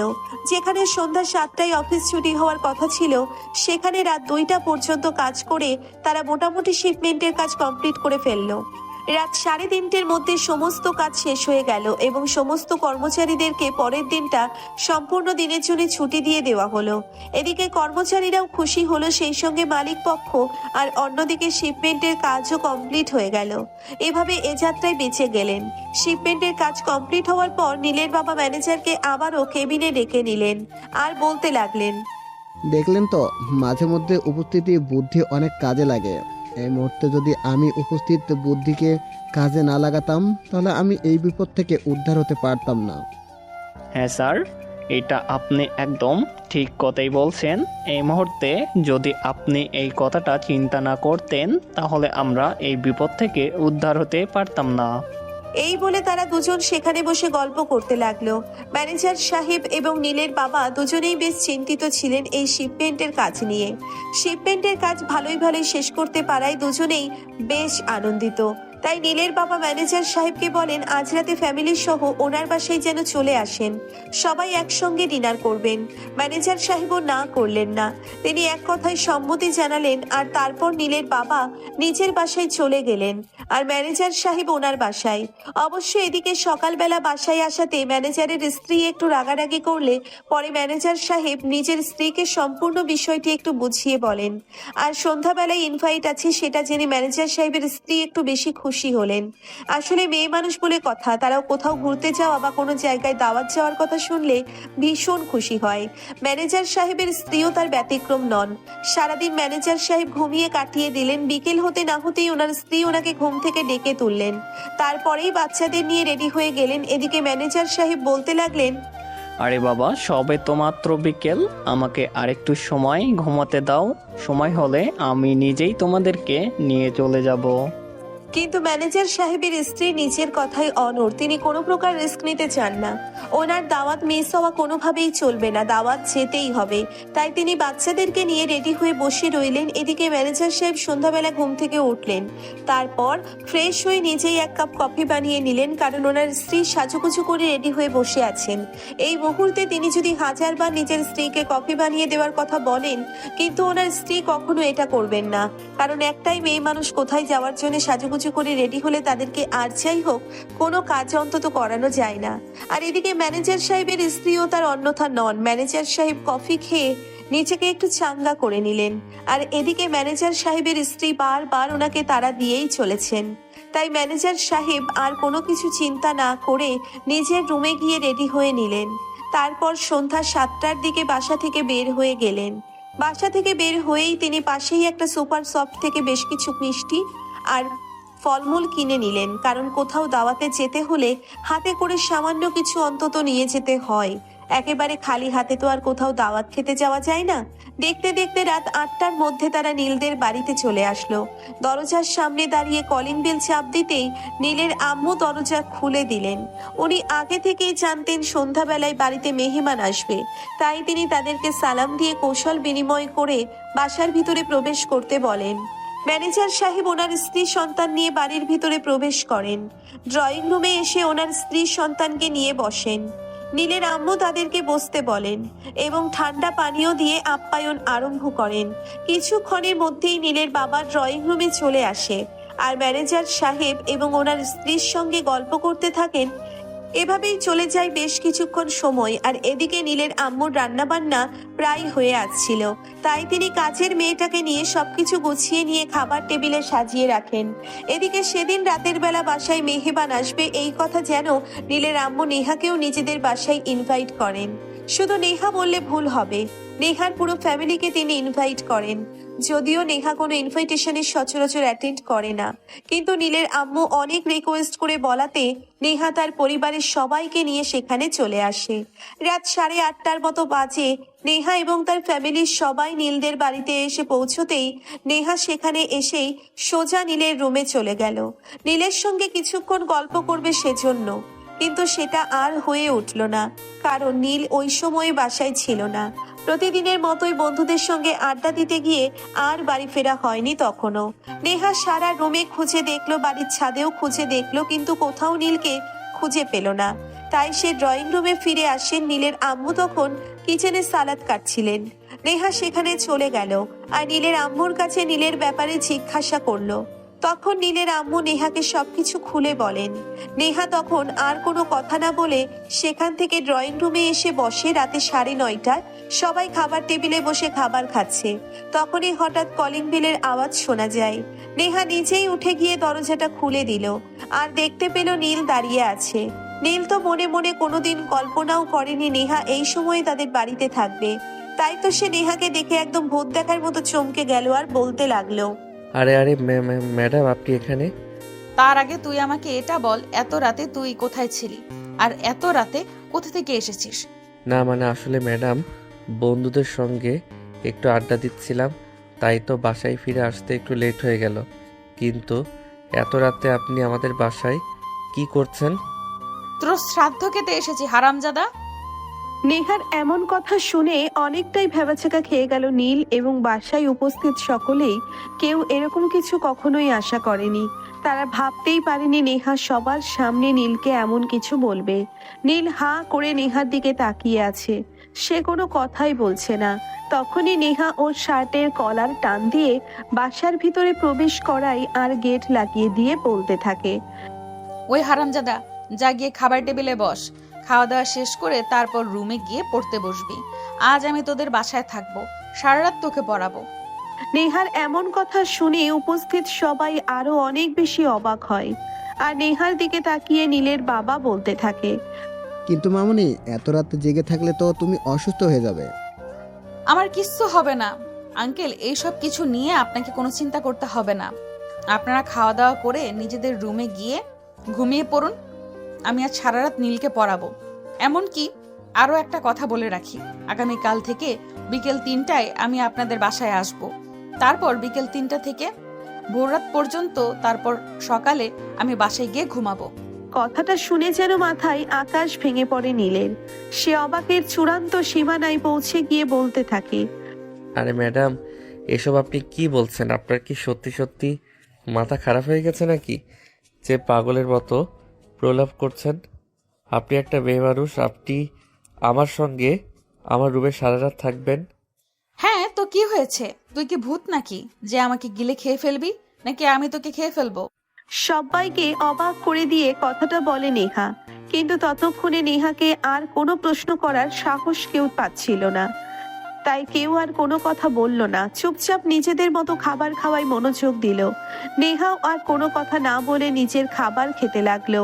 খাওয়া শেষ হলে সবাই বেশ কিছুক্ষণ ড্রয়িং রুমে বসে গল্প করলো। আর তারপর সবাই নিজেদের বাসায় চলে যাওয়ার জন্য প্রস্তুত নিচ্ছিল। বাসায় চলে যাওয়ার জন্য কিন্তু নেহা তার আম্মুকে পরিষ্কার জানিয়ে দিল সে এখানেই থাকবে। তাই নেহার আম্মু আর কোনো কথা বললেন না। তিনি নিজের স্বামীকে নিয়ে সেখান থেকে চলে গেলেন। এদিকে নীল রুমে এসে বিছানায় শুয়ে ঘুমিয়ে পড়েছিল নেহা। রুমে এসে ড্রেসিং টেবিলের উপরে রাখা পানির জগ থেকে 1 গ্লাস পানি নিয়ে সোজা নীলের মুখের উপর ঢেলে দিল। নীল চিৎকার দিয়ে উঠে বসলো আর বলতে লাগলো, আরে এটা কোন ধরনের অসভ্যতা? আমি রাতের বেলা ঘুমাচ্ছি, এখন কি ফাইজলামো করার সময় নাকি? তোকে ঘুমাতে কে বলেছে? খাবার টেবিলে শুনতে পাসনি? আজ থেকে রাতে আমি এখানেই থাকবো আর সারা রাত তোকে পড়াবো। আপনার মাথা খারাপ হয়ে গেলেও আমার মাথা এখনো সম্পূর্ণ খারাপ হয়নি। আমার মাথা এখনো ঠিক আছে। সারা রাত পড়বো মানে আমি ঘুমাবো কখন? আমি তোকে রাত 3টা পর্যন্ত পড়াবো আর তারপর ঘুমাবি। সকাল 8টায় ঘুম থেকে উঠে ভার্সিটিতে যাবি। এইটুকু ঘুমই তোর জন্য যথেষ্ট। এই বলে নীল বিছানা থেকে নামতে না চাইলেও নেহা নীলকে জোর করে টেনে হিঁচড়ে বিছানা থেকে নামালো। অনিচ্ছা সত্ত্বেও নীলকে টেনে নিয়ে পড়ার টেবিলে বসালো। নীল পড়ার টেবিলে বসে ঝিমাচ্ছিল। আর তখনই নেহা ঠাস করে তার মাথায় একটা চড় মেরে বলতে লাগলো, কিরে এভাবে মুরগির মতো ঝিমাচ্ছিস কেন? তোকে এখানে ঝিমাতে বসাইছি নাকি পড়তে বসাইনি? আরে এত রাতের বেলা ঘুমাবো না তো কি করব? আপনি তো পুরো পাগল হয়ে গেছেন। তোর যদি এরকমটা মনে হয়ে থাকে তাহলে সেটাই, আমি তাকে আর কিছুই বলবো না। এখন চুপচাপ পড়তে বস আর কোনো কথা বলবি না। এই বলে নেহা নীলকে পড়া বুঝিয়ে দিচ্ছিল, কিন্তু নীল কোনোভাবেই নিজের চোখ খুলে রাখতে পারছিল না। বারবার তার ঘুম এসে যাচ্ছিল আর সে চোখ বন্ধ করে ঘুমিয়ে যাচ্ছিল, কিন্তু নেহার অত্যাচারে সে আর ঘুমিয়ে থাকতে পারছিল না। তার সময় যেন কাটছিলই না, কখন রাত 3টে বাজবে আর কখন সে ঘুমাবে এটাই মনে মনে ভাবছিল। এদিকে নেহা একদম পুরো চাঙ্গা মুডে রয়েছে, তার যেন চোখে কোনো ঘুম নেই। রাত আনুমানিক 1টার বেশি বাজে, তখনই নেহা নীলকে বলতে থাকে, তুই এই অঙ্কটা কর, আমি ততক্ষণ এই দুজনের জন্য 2 কাপ কফি বানিয়ে নিয়ে আসি, তারপর দুজনে একসঙ্গে ব্যালকনিতে বসে কফি খাবো। নীল তখন নেহার কথার কোনো উত্তর দিল না। সে শুধু মনে মনে ভাবতে লাগলো একটা মানুষ কতটা মেন্টাল হলে এরকম কথা বলতে পারে। রাত 1টা বাজে নাকি ব্যালকনিতে বসে চাঁদ দেখতে দেখতে কফি খাবে। সে যাই হোক, অত ভেবে কোনো কাজ নেই। তাই নীল নিজের মতো করে অঙ্ক করতে লাগলো। এদিকে নেহা কিচেনে চলে আসে। যেহেতু সে এই বাড়িতে নতুন, এখানকার কোনো কিছুই তার চেনা জানা নেই, তাই কফি আর চিনি দুটোই খুঁজে পেতে তার একটুও সময় লাগলো। কিন্তু সে হাল ছেড়ে দিল না, খুঁজে বের করে তবেই কফি বানিয়ে নিয়ে নীলের রুমে চলে গেল। নীলের ততক্ষণে অঙ্ক করা শেষ হয়ে গেছিল, তাই নেহা নীলকে বলতে লাগলো ব্যালকনিতে যাওয়ার জন্য, কিন্তু নীল যেতে রাজি হচ্ছিল না। আর ঠিক তখনই নেহা আবারও নীলকে জোর করে ব্যালকনিতে চলে গেল। দুজনে ব্যালকনিতে দাঁড়িয়ে দাঁড়িয়ে কফি খেতে লাগলো। আর তখনই হঠাৎ করেই নেহা নীলকে বলতে লাগলো, আচ্ছা, তুই কখনো প্রেম করেছিস? হঠাৎ এসব প্রশ্নের মানে কি? দেখ, আমাকে অত প্রশ্ন করিস না, আমি তোকে যেটা বলেছি সেটার উত্তর দে। আমাকে কেউ প্রশ্ন করুক, এটা আমার পছন্দ না। হ্যাঁ করেছি তো, কি হয়েছে? সত্যি বলছিস তুই? তোর গার্লফ্রেন্ড কিসে পড়ে? আপাতত নেই, মোটামুটি বলা চলে ব্রেকআপ হয়ে গেছে। কারণ বেশ কিছুদিন ধরে তার সঙ্গে আমার যোগাযোগ বন্ধ। সে আমার মতো করে চলতে পারে না, তাই। মানে তুই কি বলতে চাইছিস? আমি তোর কথাটা ঠিক বুঝতে পারলাম না, একটু ক্লিয়ারলি খুলে বলতো আমাকে। আসলে আপনি তো খুব ভালো করেই জানেন এই মুহূর্তে আমি পড়াশোনা নিয়ে অনেক ব্যস্ত সময় কাটাচ্ছি। আমার বাবার এবং নিজের ইচ্ছা পূরণের জন্য এদিকে আমার গার্লফ্রেন্ড চাই। আমি সব সময় তাকে সময় দেই। হ্যাঁ, গার্লফ্রেন্ড থাকলে তো তাকে সময় দিতেই হবে, এখানে অবাক হয়ে বলার কি আছে? কিন্তু পড়াশোনার প্রেশারের জন্য আমি সেটা দিতে পারছি না। আর তার একটু সময় হবে না, অনেক অনেক লম্বা সময় চাই। ও আচ্ছা, ঠিক আছে, বুঝতে পারছি। আচ্ছা, তুই আমাকে একটা কথা বলতো, আমাকে তোর কেমন লাগে সেটা জিজ্ঞেস করেছি। মানে আপনি কি বলতে চাইছেন আমি ঠিক বুঝতে পারলাম না। আপনি তো দেখতে মাশাআল্লাহ যথেষ্ট সুন্দরী আছেন। হ্যাঁ, আমি দেখতে সুন্দরী সেটা তো আমি খুব ভালো করেই জানি, কিন্তু আমি তোকে অন্য কথা জিজ্ঞাসা করছি। নেহার কথাটা ঠিক নীলের মাথায় ঠিকভাবে ঢুকলো না, তাই নীল বেশ কিছুক্ষণ চুপ করে দাঁড়িয়ে রইলো। আর তারপর নেহা আবারও নীলকে বলতে লাগলো, কি রে, কি হলো? তোকে আমি কিছু জিজ্ঞাসা করেছি, তুই আমার কথার উত্তর দিচ্ছিস না কেন? আমি আপনার কথাটা এখনো ঠিকভাবে বুঝে উঠতেই পারিনি। তাহলে কি উত্তর দেব সেটা আপনি নিজেই আমাকে বলে দিন না। ও মা, সোজা কথা সোজাভাবে বলছিস না নাকি? আমি তো তোকে এটাই জিজ্ঞাসা করেছি, আমাকে তোর পছন্দ হয় নাকি? হ্যাঁ, আমি তো সেটাই বললাম আপনাকে। আমার পছন্দ হওয়া বা না হওয়ার কি আছে? আপনি আমার টিচার, আপনি আমাকে তো ভালোই পড়ান। দেখ, একদম হ্যাবলামি করিস না, এইসব আমার একদম ভালো লাগে না। আচ্ছা ঠিক আছে, বাদ দে সেসব কথা, কফিটা শেষ কর, সবে মাত্র রাত 1:30 বাজে, আরো 1.5 ঘন্টা তোকে পড়তে হবে। এই বলে দুজনেই কফিতে চুমুক দিতে লাগলো। কিছুক্ষণের মধ্যেই তাদের কফি খাওয়া শেষ হলে দুজনে আবারও রুমে ফিরে আসে আর নীল পড়তে বসে। রাত 3টে বাজতেই নীল বলতে লাগলো, এবার তো আমাকে ছেড়ে দিন, রাত 3টা বেজে গেছে, আমাকে এখন ঘুমাতেই হবে। আমি আর বসে থাকতে পারছি না। আচ্ছা ঠিক আছে, ঘুমিয়ে পড়, আমি তোদের গেস্টদের রুমে গিয়ে কিছুক্ষণ শুয়ে থাকবো, তারপর ফজরের আজান দিলে নামাজটা পড়ে বের হয়ে যাব। আম্মুর রুমের দরজা খোলা আছে, আপনি চাইলে আম্মুর রুমে আম্মুর সাথেও ঘুমাতে পারেন। নীল কথাটা নেহাকে উদ্দেশ্য করে বলে, কিন্তু নেহার কানে সেই কথা পৌঁছানোর আগেই নেহা রুম থেকে বের হয়ে চলে যাচ্ছিল। নেহা নীলের রুম থেকে বের হয়ে নিচে গেস্ট রুমে গিয়ে শুয়ে ঘুমিয়ে পড়ল। সকালবেলা ফজরের আজান দিতে সেই ঘুম থেকে উঠে ফজরের নামাজ পড়ে নিল। আর তারপরেই হাঁটতে হাঁটতে নীলদের বাসা থেকে বের হয়ে নিজের বাসায় চলে গেল। কলিং বেল চাপ দিতেই তার আম্মু দরজা খুলে দিল। এত সকালবেলা নেহাকে বাসায় ফিরে আসতে দেখে তিনি ভীষণই অবাক হন আর বলতে থাকেন, এটা কি ব্যাপার? তুই এত সকাল থেকে কোথা থেকে আসলে? আমি তো সেটাই বুঝতে পারছি না। তোমাকে সবকিছু বুঝতে হবে, এটা কোন হাদিসে লেখা আছে সেটা আমায় বলো তো শুনি। এই বলে নেহা তার আম্মুকে কোনো কথা বলার সুযোগ না দিয়ে সেখান থেকে সোজা নিচের রুমে চলে গেল আর দরজা বন্ধ করে ঘুমিয়ে পড়ল। এদিকে নীল সকাল 8টার দিকে ঘুম থেকে উঠে ফ্রেশ হয়ে খাওয়া দাওয়া করে তারপর ভার্সিটিতে চলে গেল। ভার্সিটিতে প্রবেশ করা মাত্রই তার গার্লফ্রেন্ড রিয়া তার পথ আগলে দাঁড়ালো। নীল এরকমটা একদমই আশা করেনি, কারণ বেশ কিছুদিন ধরে তার গার্লফ্রেন্ডের সঙ্গে কোনো কথা বলা তো দূরের কথা, টোটালি যোগাযোগ বন্ধ করে দিয়েছে এই বলা চলে। রিয়া তার সামনে এসে দাঁড়ানোতেই নীল অনেকটাই চমকে যায় আর তখনই সে রিয়াকে বলতে থাকে, কি ব্যাপার, তুমি হঠাৎ করে আমার পথ আগলে দাঁড়ালে কেন? কোনো প্রবলেম নাকি? হ্যাঁ, আমি তো তোমাকে সেটাই জিজ্ঞাসা করতে এসেছি।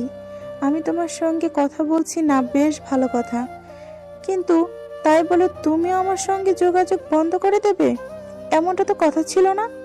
দেখো, আমি ইদানিং তোমাকে দেওয়ার মতো কোনো টাইম আমার হয়ে উঠছে না।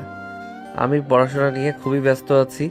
এখন তোমার যদি ইচ্ছে হয় তুমি আমার সঙ্গে থাকবে তো থাকতে পারো, নয়তো বিকল্প রাস্তা খুঁজে নিতে পারো। দেখো, যখন আমরা সম্পর্কে এসেছি তখন তো এরকম কোনো কথা ছিল না, তাহলে এখন তুমি কেন আমার সঙ্গে করছো এমন? নীল ততক্ষণে রিয়ার কথার কোনো উত্তর না দিয়ে সেখান থেকে চলে গেছে।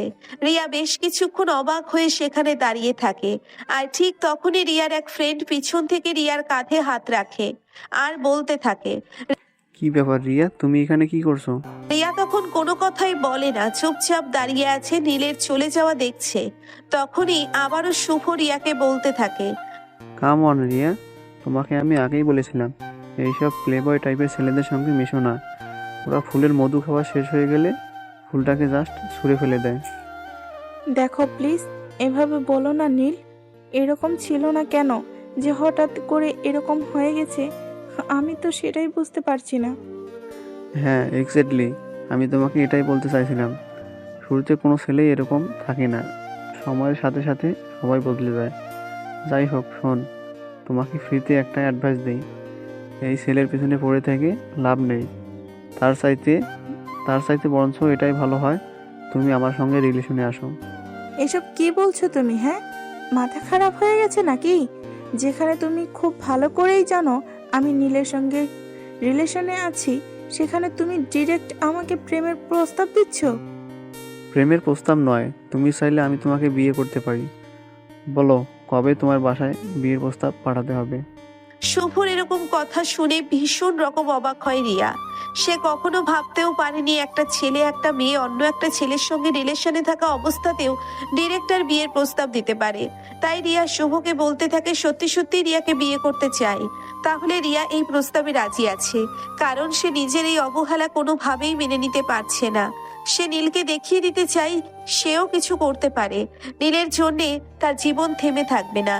নীল তাকে যতটা অবহেলা করছে সে নীলকে ততটাই যন্ত্রণা দিতে চায়, কারণ রিয়া খুব ভালো করেই জানে নীল তাকে খুব বেশি ভালোবাসতো, কিন্তু ইদানিং কোনো কারণে যে নীল তাকে অবহেলা করছে এটাই তার বুঝে আসছে না। এদিকে রিয়ার মতো সুন্দরী মেয়েকে বিয়ে করতে কেনই বা চাইবে, তাই শুভ এক কথায় রাজি হয়ে গেল আর বলতে লাগলো আগামী সপ্তাহেই সে তার ফ্যামিলিকে নিয়ে রিয়ার বাসায় যাবে।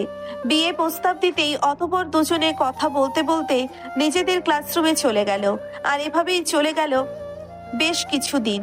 পরের সপ্তাহে শুক্রবার সকালবেলা শুভ রিয়াকে ফোন করে জানায় সে তার ফ্যামিলিকে নিয়ে আজ বিকেলেই রিয়াদের বাড়িতে আসবে। রিয়া খবরটা শুনে ভীষণ খুশি হয়। সে তার আম্মুকে সবকিছু খুলে বলে আর সবকিছু শুনে তার আম্মুও সম্মতি জানায় এবং মেহমানদের আপ্যায়নের ব্যবস্থা করেন। শুভ তার ফ্যামিলিকে নিয়ে বিকাল 3টার দিকে রিয়াদের বাড়িতে আসে। সবাই মিলে ড্রয়িং রুমে বসে অনেকক্ষণ গল্প গুজব করে আর তারপরে শুভর আম্মু সবকিছু রিয়ার ফ্যামিলিকে খুলে বলে রিয়ার ফ্যামিলিও তাদের প্রস্তাবে রাজি হয়ে যায়, কারণ সবার ফ্যামিলি ব্যাকগ্রাউন্ড ভালো, ছেলেটাও চারিত্রিক দিক দিয়ে মোটামুটি ভালোই বলা চলে। তাই বিয়ের প্রস্তাবে না করার মতো কোনো ওয়ে খুঁজে পান না রিয়ার ফ্যামিলি। অতঃপর দুই পরিবারের সম্মতিতে তাদের বিয়ের দিন তারিখ ফাইনাল হয়। যেহেতু বিয়ের দিন তারিখ ফাইনাল হয়ে গেছে, তাই তারা দুজনে ছুটিয়ে প্রেম করতে শুরু করেছে। দুজনে ভার্সিটিতে একসঙ্গে যাওয়া আসা করে, হাতে হাত ধরে হাঁটাহাঁটি করে, সবাইকে যেন একদম থাক লাগিয়ে দিয়েছে। এদিকে ভার্সিটির স্টুডেন্টরাও ভীষণ রকম অবাক, কারণ যে মেয়েটা কদিন আগেও একজন সিনিয়রের সঙ্গে সম্পর্কে ছিল, আর সেই মেয়েটাই এখন কিনা নিজের ব্যাচমেট কারোর সঙ্গে এতটা ঢলাঢলি করছে, এটা তারা সহজভাবে নিতে পারছে না। তাই তারা এই খবরগুলো নীলের কানে পৌঁছে দেয়। এদিকে নীলের এক্সাম শুরু হয়ে গেছিল। ঠিক ওই মুহূর্তেই নীল এই খবরটা জানতে পারে। তাই সে মনে মনে ভেবেছিল হয়তো এটা তাকে জ্বালানোর জন্য বলা হয়েছে। তাই সে এসব দিকে মনোযোগ না দিয়ে নিজের পড়াতে মনোযোগ দিল। দেখে দেখে তার পরীক্ষা শেষ হয়ে গেল।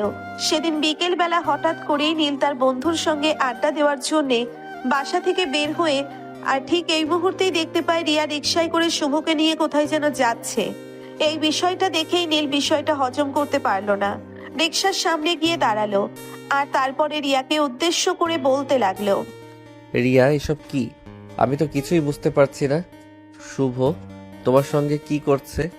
এই শুভ, তুমি রিয়ার সঙ্গে একই রিকশায় কেন?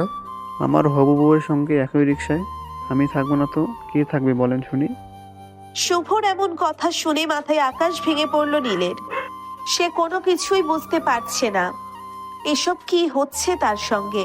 তাই তো সে আবারও রিয়াকে বলতে লাগলো। এটা শোনার পর রিয়া নীলকে যেটা বললো সেটা শোনার জন্য নীল একদমই প্রস্তুত ছিল না। রিয়া নীলকে তখন বলতে লাগলো, কি হলো রিয়া, তুই কোনো কিছু বলছো না কেন? শুভ এসব কিছু কি বলছে?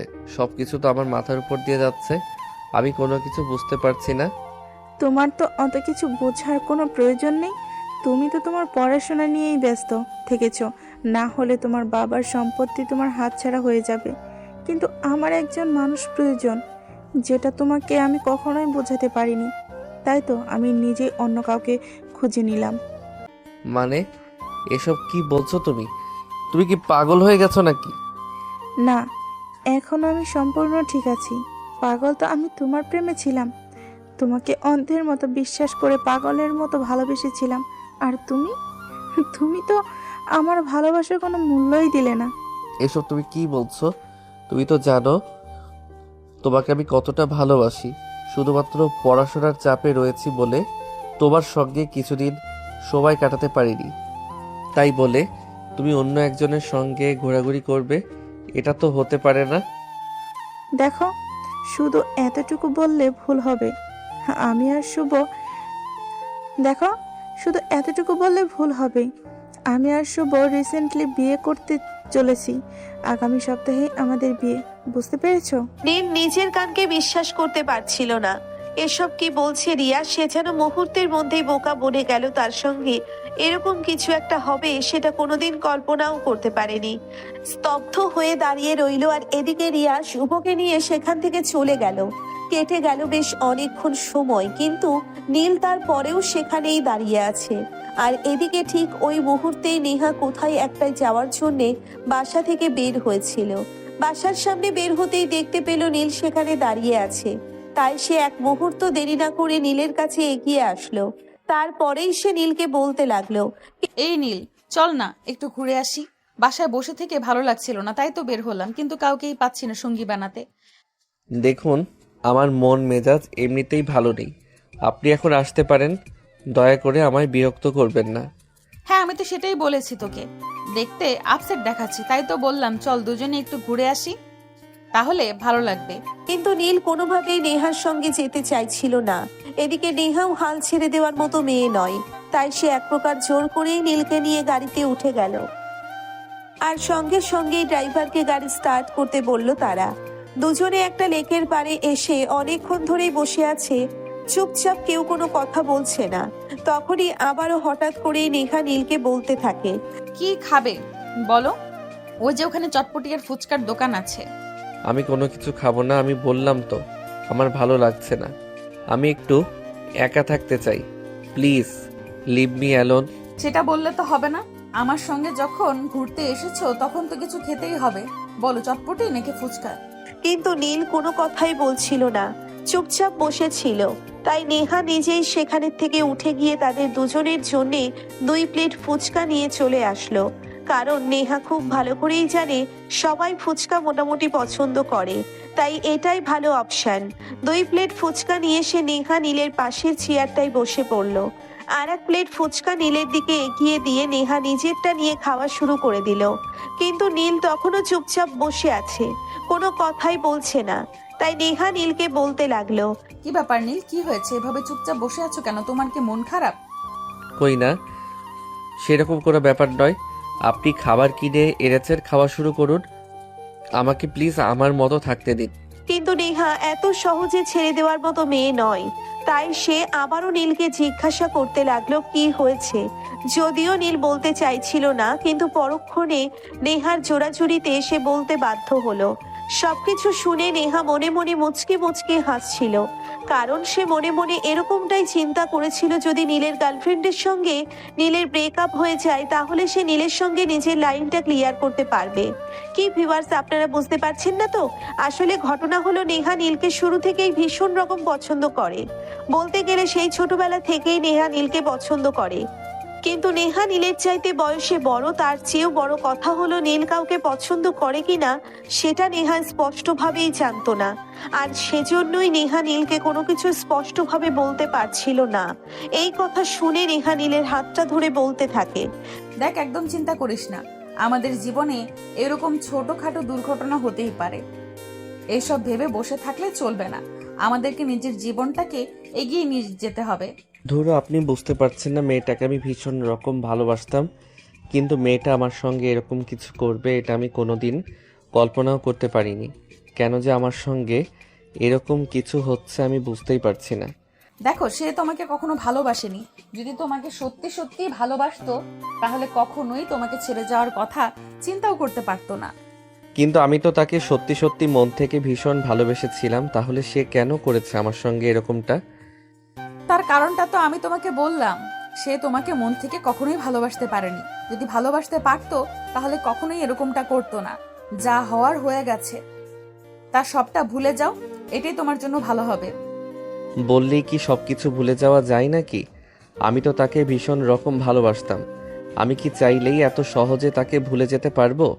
তখনই নেহা আবার নীলকে বলতে থাকে, চাইলে ভুলে যাওয়া সম্ভব, কারণ যে মানুষটা আমাদের, সে মানুষটাকে মনে রেখে কোনো লাভ নেই। নতুনভাবে জীবনকে সাজাতে হবে, জীবনকে গুছিয়ে নিতে হবে। কারোর জন্য বসে থেকে জীবনটাকে অগোছালো করে রাখার কোনো মানেই হয় না। এই বলে সে প্রসঙ্গ পাল্টে নিয়ে আবারও নিজের সঙ্গে গল্প করতে থাকে। এদিকে কখন যে বিকেল গড়িয়ে সন্ধ্যা হয়ে গেছে সেটা তাদের কারোর খেয়ালই ছিল না। সন্ধ্যা নেমে আসতেই হঠাৎ করে আকাশটা কালো মেঘে ছেয়ে গেল। এই বুঝি এখনই ঝুম বৃষ্টি নামবে, তাই তো নেহা নীলকে বলতে লাগলো, নীল, চলো এখান থেকে উঠে যাওয়া যাক, এখনই বৃষ্টি নামবে মনে হয়। নেহার এই কথা শুনে নীল আকাশের দিকে তাকাতে দেখতে পেল সারা আকাশ কালো মেঘে ছেয়ে গেছে। তাই সে উঠে দাঁড়ালো আর গাড়িতে গিয়ে বসলো। তারপর দুজনে মিলে বাসায় চলে আসে। নেহা নিজের বাসার সামনে নেমে যায় আর ড্রাইভারকে বলে দেয় নীলকে তার বাসার সামনে নামিয়ে দিতে। নীল বাসায় এসে বিছানায় শুয়ে শুয়ে ভাবতে থাকে রিয়া কেন তার সঙ্গে এরকম করলো। সে কোনো কুল কিনারা খুঁজে পাচ্ছে না, কেন এমনটা করেছে তার সঙ্গে। সে মোবাইল হাতে নিয়ে রিয়ার নাম্বারে ফোন দেয়। প্রথমবার কল হওয়াতে রিসিভ করলো না। দ্বিতীয়বার কল হওয়ার পরে রিয়া ফোনটা রিসিভ করে আর তারপরে রিয়া নীলকে বলতে থাকে, কি ব্যাপার, কি সমস্যা তোমার? তুমি এভাবে বারবার আমাকে কল দিচ্ছ কেন? রিয়া, তুমি কেন করলে আমার সঙ্গে এরকমটা? তুমি একটাবার বলো এই সব কিছুই মিথ্যা, তুমি আমাকেই ভালোবাসো আর আমার সঙ্গেই থাকবে? কখনোই না। আমি তোমার সঙ্গে থাকলে তাহলে তো তুমি আমাকে মূল্য দিতে। তুমি যখন আমি থাকতে আমাকে মূল্য দিতে পারোনি, এখন দয়া করে এসব ফাজলামো করতে এসো না। Please Riya, try to understand. আমি তোমায় ভীষণ ভালোবাসি। কিন্তু সেই কথা রিয়ার কান পর্যন্ত পৌঁছলো না। তার আগেই রিয়া ফোন কেটে দিয়ে নীলের নাম্বারটা ব্লক করে দিয়েছে। কল কেটে দেওয়ার সঙ্গে সঙ্গেই আবারও নীল অনেকবার রিয়ার নাম্বারে ফোন দেয়, কিন্তু তারপর আর ফোনটা পিক হলো না। অনেকবার ফোন দেওয়ার পরেও যখন কল ঢুকলো না, তখন নীল ফোনটা রেখে দিয়ে ব্যালকনিতে গিয়ে দাঁড়িয়ে রইল। তখনও মুষলধারে বৃষ্টি হচ্ছিল। বাতাসের বেগ এতটাই বেশি ছিল যে মাঝে মধ্যেই নীলের সারা শরীর বৃষ্টির পানিতে ভিজে যাচ্ছিল, কিন্তু সেদিকে তার কোনো খেয়াল ছিল না। অনেকক্ষণ দাঁড়িয়ে থাকার পর সে অনুভব করতে লাগলো তার শরীরে শীত শীত লাগছে, তার পুরো শরীর ভিজে গেছে। তাই সে রুমে চলে আসলো আর জামা কাপড় চেঞ্জ করে রুমের দরজা আটকে দিয়ে বিছানায় শুয়ে ঘুমিয়ে পড়লো। রাত 10টার দিকে নীলের আম্মু এসে অনেকবার নীলকে ঘুম থেকে ডেকে তোলার চেষ্টা করলো, কিন্তু নীল বিছানা থেকে উঠলো না আর রুমের দরজা খুললো না। অবশেষে নীলের আম্মু সেখান থেকে চলে গেলেন। পরের দিন সকালবেলা ঘুম থেকে উঠেই নেহা নীলের সঙ্গে দেখা করতে আসে, কিন্তু নীল তখনও রুমের দরজা খুলে দিয়ে নেহার বাসায় এসে নীলের আম্মুকে বলতে থাকে, আন্টি, নীল কোথায়? নীল তো নিজের রুমে রয়েছে সেই কখন থেকে, তাকে ডাকছি কিন্তু এখনো ঘুম থেকে উঠে না। কাল কোথা থেকে যে এসে রুমের দরজা দিয়েছে, রাতের খাবারটা খাওয়ার জন্য অনেকবার ডেকেছি, কিন্তু তারপরও একবারও রুম থেকে বের হয়নি। নেহা ততক্ষণে ব্যাপারটা খুব ভালোভাবেই বুঝতে পারলো, তাই সে কোনো কথা না বলেই নীলের রুমে চলে গেল আর অনেকবার তার রুমের দরজার সামনে দাঁড়িয়ে ডাকাডাকি করলো, কিন্তু তাতে কোনো লাভ হলো না। নীল কোনো কথাই বলল না, আর রুমের দরজা খোলা তো অনেক দূরের কথা। এদিকে নেহা অনেকবার নীলের মোবাইল নাম্বারে কল দিল, কিন্তু ফোন সুইচ অফ বলছে। রুমের ভেতর কি হচ্ছে কেউ কোনো কিছু বুঝতেই পারছে না। এদিকে বেলা ঘোরাতে লাগলো, দুপুর হতে চললো, কিন্তু নীলকে অনেকবার ডাকাডাকি করার পরেও সে কোনো সাড়া শব্দ করছে না আর রুমের দরজা খুলছে না। সবাই বেশ চিন্তিত হয়ে পড়লো। সবাই মিলে সিদ্ধান্ত নিল এবার রুমের দরজা ভাঙা হবে। তাই তারা রুমের দরজা ভেঙেই রুমের ভিতরে প্রবেশ করে, আর তখনই দেখতে পায় নীল সেন্সলেস হয়ে বিছানার উপর পড়ে আছে। তাই তারা তাড়াহুড়ো করে নীলকে নিয়ে হসপিটালে চলে গেল। ডাক্তার দেখানো হলো নীলের হার্ট অ্যাটাক হয়েছে। এই কথা শুনে সবাই ভীষণ অবাক হলো। তারা কেউ ভাবতেই পারেনি এইটুকু বয়সে হার্ট অ্যাটাকের মতো কিছু হতে পারে। অতঃপর ডাক্তার তাদের সবাইকে সম্পূর্ণ ব্যাপারটা একটু ভালোভাবে বুঝিয়ে বলল, আসলে হার্ট অ্যাটাকের জন্য নির্দিষ্ট কোনো বয়সের প্রয়োজন হয় না। মানসিক চাপ, টেনশন আর দুশ্চিন্তা এগুলোই যথেষ্ট। সেদিন সন্ধ্যাবেলা নীলের জ্ঞান ফিরে আসলো। ডক্টর খবরটা তার ফ্যামিলির মানুষকে দেওয়া মাত্রই সবাই ছুটে গেল নীলের কেবিনে। ডাক্তার তাদেরকে শুধুমাত্র একবার চোখের দেখার অনুমতি দিল, তার সঙ্গে কোনো কথা বলার অনুমতি দিলেন না। তাই সবাই শুধুমাত্র একবার নীলকে দেখে তারপরে কেবিনের বাইরে চলে আসলেন। এদিকে নেহা পুরো সময়টা জুড়ে নীলের ফ্যামিলির সাথে হসপিটালেই রয়েছে, একবারের জন্যেও বাসায় যাওয়ার নাম পর্যন্ত নেয়নি। অপরদিকে নীলের মা বাবা নেহাকে চলে যেতে বললেও নেহা একবারের জন্যেও বাসায় যেতেই রাজি হয়নি। সেই সবাইকে পরিষ্কারভাবে জানিয়ে দেয় নীল যতক্ষণ পর্যন্ত সম্পূর্ণ সুস্থ না হচ্ছে ততক্ষণ পর্যন্ত সে এখানেই থাকবে। উল্টে সে নীলের ফ্যামিলির সবাইকে বলে বাসায় চলে যেতে, সে একাই নীলের কাছে থাকবে, সে একাই নীলের দেখাশোনা করতে পারবে। এদিকে নীলের মা বাবা দুজনেও ভীষণ ক্লান্ত ছিল, তাই তারা নেহার উপর ভরসা করে বাসায় চলে গেল। সারা রাত একা একাই নেহা হসপিটালে নীলের পাশে বসে রইল। নীলকে ঘুমের ইনজেকশন দেওয়া হয়েছে, সে ঘুমাচ্ছে। পরের দিন সকালে নেহার ফ্যামিলির সবাই এবং নীলের ফ্যামিলির সবাই হসপিটালে চলে আসে। সকাল 11টার দিকে নীলের ঘুম ভাঙে। চোখ মেলে তাকিয়ে দেখে নেহা তার পাশে তার হাত ধরে বসে আছে। তার দুই চোখ কান্না করতে করতে একদম ফুলে গেছে। এটা দেখে নীল বলতে থাকে, কি ব্যাপার, আপনি এখানে কেন? আর আপনার চোখ দুইটা এত ফোলা ফোলা কেন? ও কিছু না। তোমার শরীর এখন কেমন আছে? তুমি ঠিক আছো তো? কাল রাতে কি হয়েছিল তোমার? এক নিঃশ্বাসে সবগুলো প্রশ্ন করে নেহা। আর তখনই নীল নেহার এরকম একটা প্রশ্ন করতে থাকা দেখে বলতে থাকে, আরে ম্যাডাম, আস্তে আস্তে এতগুলো প্রশ্ন আপনি যদি একসঙ্গে করেন তাহলে আমি কোনটা রেখে কোনটার উত্তর দিব সেটাই তো ভেবে কুল পাই না। আপনি আমাকে আস্তে আস্তে প্রশ্ন করুন আর আমি ধীরে সুস্থে আপনার প্রশ্নের সমস্ত উত্তর দিচ্ছি। আমি তো এখান থেকে পালিয়ে যাচ্ছি না। তখন নেহা থেমে যায়, আর কোনো কথাই বলে না। বেশ কিছুক্ষণ চুপ করে থাকার পর নীল বলতে থাকে, জানি না কাল ওখান থেকে আসার পর হঠাৎ করে আমার কি হয়ে গেল। আমি তো সুস্থভাবে বিছানায় শুয়েছিলাম, হঠাৎ করেই বুকে সামান্য ব্যথা হচ্ছিল। তারপর কি হয়েছে আর কিছু বলতে পারি না। শরীর খারাপ লাগছিল এই কথাটা তো বাসার কাউকে বলা যেত, তাহলে তো আর এতটা খারাপ অবস্থা হতো না। আমি কি জানতাম না কি এতটা খারাপ হয়ে যাবে? আমি তো ভেবেছিলাম একটু পর ছেড়ে দিবে। ওই মুহূর্তেই ফ্যামিলির সবাই এসে কেবিনের ভিতরে প্রবেশ করলো। নেহা উঠে দাঁড়ালো আর তারপরেই সবাই একে একে নীলকে প্রশ্ন করতে লাগলো। নীল সবার প্রশ্নের উত্তর দিতে গিয়ে হাঁপিয়ে যাচ্ছিল। এক পর্যায়ে সে বিরক্ত হয়ে আর কোনো কথাই বলে না, চুপচাপ তাদের কথা শুনছিল।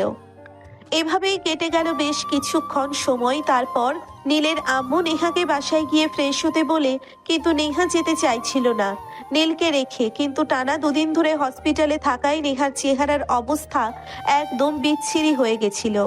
তাই নীল সেটা দেখে নিজেই নেহাকে বাসায় গিয়ে ফ্রেশ হয়ে তারপর আসতে বলল। নীলকে কথা তো আর নেহা ফেলে দিতে পারে না, নীলের কথা তো আর নেহা ফেলে দিতে পারে না। তাই সে বাধ্য হয়ে বাসায় চলে গেল। ফ্রেশ হয়ে খাওয়া দাওয়া করে কিছুক্ষণ সময় বিশ্রাম নিল আর তারপর বিকালের মধ্যেই আবারও হসপিটালে চলে আসলো। 3 দিন পর নীলকে হসপিটাল থেকে বাসায় রিলিজ করা হলো। এখন সে আলহামদুলিল্লাহ আল্লাহর রহমতে সুস্থ আছে। এই কদিন ধরে টানা নেহা নীলের সেবা যত্ন করেছে, যে ব্যাপারটা 2 ফ্যামিলিরই সবার চোখে পড়েছে। তাই তো নীলের বাবা নেহাকে নিজের রুমে ডেকে নিয়ে বলতে লাগলেন, যদি কিছু মনে না করো তাহলে মামনি, তোমায় আমি কিছু জিজ্ঞাসা করতে পারি? নীলের বাবার এই কথা শুনে নেহা মাথা নেড়ে হ্যাঁ সূচক সম্মতি জানালো। আর তারপর নীলের বাবা নেহাকে বলতে লাগলো, জানি না আমার কথাটা তুমি কিভাবে নেবে, কিন্তু আমার এরকমটাই মনে হয়েছে তাই তোমাকে বলছি। তাই নয় কি? আরে আঙ্কেল, আপনি এভাবে কেন বলছেন? আপনি আমার বাবার মতো যে কোনো কথা নিঃসংকোচে আমায় বলতে পারেন। বলুন, কি বলবেন? তুমি কি আমার ছেলে নীলকে পছন্দ করো? আই মিন তাকে বিয়ে করতে চাও? নীলের বাবার এমন কথায় ভ্যাবাচেকা খেয়ে গেল নেহা। সে কি বলবে কিছুই ভেবে পাচ্ছিল না। চুপ করে মাথা নিচু করে দাঁড়িয়ে রইল। যখনই আবারও নীলের বাবা তাকে বলতে থাকে, দেখো, এভাবে চুপ করে থাকার মতো কিছুই হয়নি। আমি তোমার বাবার মতোই।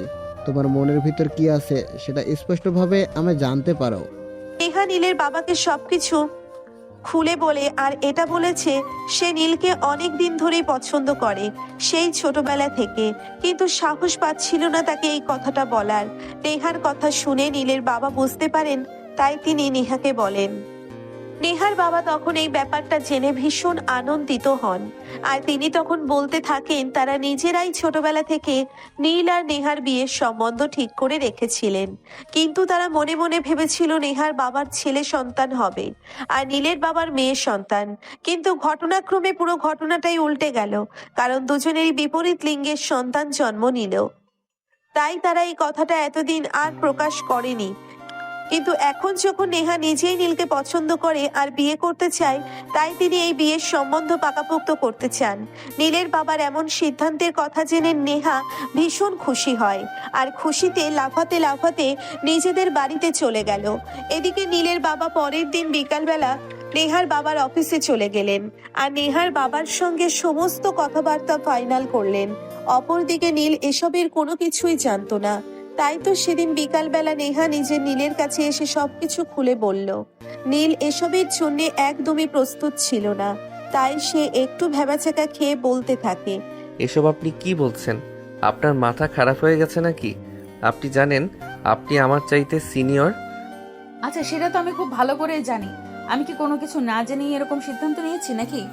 আপনি সব কিছু জেনে শুনে যদি সিদ্ধান্ত নিয়ে থাকেন তাহলে আমি বলবো আমি এই বিয়েটা করতে পারবো না, আর এটা করা আমার পক্ষে সম্ভব নয়। আমি আমার চাইতে একটা সিনিয়র মেয়েকে কখনোই বিয়ে করব না। এই বলে নীল সেখান থেকে উঠে চলে গেল। নেহা ভীষণ রকম ব্যথিত হলো আর কি করবে সেটাই ভেবে পাচ্ছিল না।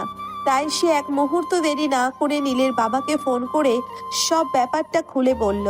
সবকিছু শুনে নীলের বাবা সেদিন রাতেই বাড়িতে এসে নীলের সঙ্গে কথা বলতে গেলেন। নীল তখন নিজের রুমে শুয়েছিল। তখনই তিনি নীলের পাশে গিয়ে বসলেন আর তারপর নীলকে উদ্দেশ্য করে বলতে লাগলেন, নীল, তুমি নেহাকে কি বলেছো? আপনি যেটা শুনেছেন আমি সেটাই বলেছি। মানে এসব কি বলছো তুমি? তুমি আমার সঙ্গে এরকম ভাবে কথা বলছো, এটা তো তোমার কাছ থেকে আমি কখনোই আশা করিনি। আব্বু, আমি আমার থেকে একটা সিনিয়র মেয়েকে বিয়ে করব সেটা তুমি ভাবলে কি করে? আমি কি বুড়ো হয়ে গেছি নাকি যে কোনো ইয়ং মেয়ে আমাকে বিয়ে করবে না? তাছাড়া আমি এখন বিয়ে করব না। অতঃপর নীলের বাবা নীলকে সমস্ত ব্যাপারটা বুঝিয়ে বলেন, যদিও নীল কোনোভাবেই রাজি হচ্ছিল না নেহাকে বিয়ে করতে, কিন্তু যখন তার বাবা তাকে সম্পূর্ণ ব্যাপারটা বুঝিয়ে বলে তারপর সে রাজি হয়ে গেল নেহাকে নিয়ে। অতঃপর দুই পরিবারের সম্মতিতে মহা ধুমধামের সঙ্গে নীল আর নেহার বিয়েটা সম্পন্ন হয়ে গেল। বিয়ের কিছুদিন পরেই নীল তার বাবার কোম্পানিতে জয়েন করে, অফিসের সমস্ত কাজ বুঝে নিতে শুরু করেছে। তখনই হঠাৎ করেই একদিন সকালবেলা নাস্তার টেবিলে বসে নেহা। তার শ্বশুর মশাইকে বলতে থাকে সে নিজেও তার বাবার কোম্পানিতে জয়েন করতে চায়। নেহার এমন কথা শুনে খাবার টেবিলে বসে থাকা সবাই ভীষণ রকম অবাক হয়। তারা তখনও এরকমটা কল্পনাও করে না যে তাদের বাড়ির বউ বাইরে গিয়ে কাজ করবে। কিন্তু নেহা তার বাবার একমাত্র সন্তান, তার বাবার সমস্ত সম্পত্তির দেখাশোনা তো তাকেই করতে হবে। তাই নেহা এরকম সিদ্ধান্ত নিয়েছে। তোর বাবার যদি দ্বিতীয় কোনো সন্তান থাকতো তাহলে সে এরকম সিদ্ধান্ত কখনোই নিত না, কারণ নেহা খুবই সংসার প্রেমী একটা মেয়ে। নেহার এই সিদ্ধান্তে বাদ সাধলো নীল। সে পরিষ্কারভাবে নেহাকে বলে দিল সে নেহাকে কোনোভাবেই বাসার বাইরে যেতে দিতে রাজি হবে না, নেহাকে গুছিয়ে সংসার করতে হবে। কিন্তু নেহা যেই কথা মুখ দিয়ে একবার বের করে সেই কাজ না করা পর্যন্ত তার কোনো শান্তি নেই। তাই সে নীলকে বলতে থাকে, দেখো, আমি তোমাকে একবারও বলছি না যে আমি সংসার করব না। আমি আগের মতোই গুছিয়ে সংসার করব, তবে ব্যবসার দেখাশোনাটাও করতে চাই। প্লিজ তুমি না করো না। এই বলে নেহা নীলের আব্বু আম্মুকে অনেক রিকোয়েস্ট করতে থাকে। নীলের আব্বু আম্মু ব্যাপারটা বুঝতে পারেন, তাই তো নীলের আব্বু নেহাকে বলতে থাকে, আচ্ছা বৌমা, ঠিক আছে, কোনো সমস্যা নেই। আমি তোমার ব্যাপারটা বুঝতে পেরেছি। তুমি তোমার বাবার কোম্পানির জয়েন করতে পারো। নীল তাকে অনুমতি না দিলেও শ্বশুর মশাইয়ের কাছ থেকে অনুমতি পেয়ে নেহা ভীষণ খুশি হয়। আর সেদিন থেকেই সে তার বাবার কোম্পানিতে জয়েন করে। সেদিন থেকেই তার জীবনে এক চরম ব্যস্ততা নেমে আসে। সকালবেলা ঘুম থেকে উঠে সবার জন্য নাস্তা বানানো, যদিও বাড়িতে কাজের লোক রয়েছে, কিন্তু সে নিজের হাতেই এটা করতে চায়। তারপর অফিস থেকে এসে আবারও সবার জন্য রাতের খাবার তৈরি করা। সব মিলিয়ে এক দারুণ ব্যস্ততার মধ্যে সময় কাটছে নেহার। দেখতে দেখতে মোটামুটি 3 বছর পার হয়ে গেছে তাদের বিয়ের বয়স। হঠাৎই একদিন শুক্রবার বিকালে ব্যালকনিতে বসে দুজনে একসঙ্গে কফি খাচ্ছিল। নীল নেহার হাতটা ধরে বলতে থাকে, দেখো, এ পর্যন্ত তোমাকে কোনো রিকোয়েস্ট করিনি। আজ তোমাকে একটা রিকোয়েস্ট করতে চাই, তুমি আমার কথাটা রাখবে। আরে তুমি এভাবে কেন বলছো? তুমি আমার হাজবেন্ড, তুমি কোনো কথা বললে আমি সেটা রাখবো না, এমনটা হতে পারে নাকি? বলো, তুমি আমাকে কি বলবে? দেখো, এবার আমি চাই আমাদের সংসারটা একটু বড় হোক। মানে তুমি কি বলতে চাইছো আমি বুঝতে পারছি না। তুমি একটু ক্লিয়ারলি আমাকে ব্যাপারটা খুলে বললে তাহলে আমার বুঝতে সুবিধা হতো। আসলে আমি চাই যে আমাদের ঘরে কোনো নতুন মেহমান আসুক। নীলের এই কথাটা বুঝতেও নেহার বেশ অনেকক্ষণ সময় লেগে গেল। সে সহজে ব্যাপারটা বুঝতে পারছিল না। যখন বিষয়টা বুঝতে পারলো তখন সে নীলকে বলতে লাগলো, এই তুমি আমাকে খোলাখুলি বললেই তো পারতে। আমি তো নিজেই এরকমটাই ভাবছিলাম। তোমাকে এই কথাটা বলবো, কিন্তু তারপর তুমি কি মনে করবে সেটা ভেবে আর বলা হয়ে উঠছিল না। এখন যেহেতু দুজনের চিন্তা ভাবনা এক হয়ে গেছে, তাহলে তার কোনো সমস্যাই রইল না। বলেই নীল নেহার হাতটা চেপে ধরলো আর শক্ত করে ধরে নেহার হাতে একটা চুমু খেলো। নেহা নীলের কাঁধে মাথা রেখে বসে আছে আর বলছে, জানি অনেকদিন ধরেই তোমার পেছনে পড়েছিলাম। আমি কখনো ভাবতেও পারিনি তোমাকে আমি আমার জীবনে পেয়ে যাব। আমিও চাই আমাদের জীবনে একজন আসুক আর আমাদের সংসারটা একদম পরিপূর্ণ হয়ে উঠুক। এ কথা শুনে নীলের মাথায় একটু দুষ্টু বুদ্ধি এঁটে গেল। তখনই সে নেহাকে পাঁজা কোলে তুলে নিয়ে রুমে চলে আসলো আর সঙ্গে সঙ্গে রুমের দরজাটা লাগিয়ে দিল এবং সমস্ত জানালার পর্দাগুলোও লাগিয়ে দিল। এটা দেখে নেহা তাকে জিজ্ঞাসা করলো কি হয়েছে, কিন্তু সে নেহার কথায় কোনো উত্তর দিল না। চুপচাপ সবকিছু বন্ধ করে দিয়ে নেহার কাছে চলে আসলো আর তারপরেই নেহাকে বিছানায় শুইয়ে দিয়ে তার বুকের উপর শুয়ে পড়লো। তারপর সেই নেহাকে বলতে লাগলো, যেহেতু দুজনেরই মনের ইচ্ছা এক, তাহলে দেরি কেন করছি? যত তাড়াতাড়ি দুজন মিশন কমপ্লিট করতে পারবো তত তাড়াতাড়ি তো আমাদের মেহমান আমাদের ঘরে চলে আসবে। যা দুষ্টু, তাই বলে এই দিনের বেলা নাকি? এখন ছাড়ো আমাকে, আজ শুক্রবার বাসায় আসছি, সবার জন্য স্পেশাল কিছু রান্না করব। না, সবাই মিলে আজ বাইরে খেতে যাব। আজ তোমাকে কোনো কাজ করতে হবে না, আজ শুধু তুমি আমাকে সময় দিবে। বলেই নীল নেহাকে ভালোবাসার স্পর্শ দিতে লাগলো। নেহাও তার সঙ্গে রেসপন্স করতে লাগলো। আজ প্রায় অনেক দিন পর দুজন দুজনকে এতটা কাছে পেয়েছে, কারণ ব্যস্ততার কারণে দুজনের পার্সোনাল টাইম স্পেন্ড করা আর হয়ে ওঠে না। সারাদিনের ব্যস্ততা আর ক্লান্তিতে বিছানায় শুলে শুধু ঘুম আসে, আর কিছুই ভালো লাগে না। তাই আজ দুজন দুজনকে ভালোবাসার উষ্ণতায় উষ্ণিত করতে লাগলো। নেহাও নীলের সঙ্গে সঙ্গে রেসপন্স করছিল, আর কিছু সময়ের মধ্যেই দুজন ভালোবাসার মহাসমুদ্রে ডুবে গেল। সুপ্রিয় ভিউয়ার্স, আমাদের আজকের গল্পটা এই পর্যন্তই ছিল। গল্পটা আপনাদের কাছে কেমন লেগেছে ছোট্ট একটা কমেন্টে জানাবেন। ভালো লাগলে লাইক কমেন্ট শেয়ার করে আমাদের পাশেই থাকবেন। নিত্য নতুন ভালোবাসার গল্প পেতে আমাদের চ্যানেলটিকে সাবস্ক্রাইব করবেন। সবাই ভালো থাকবেন, সুস্থ থাকবেন। আবার দেখা হবে নতুন কোনো ভালোবাসার গল্পে। আল্লাহ হাফেজ।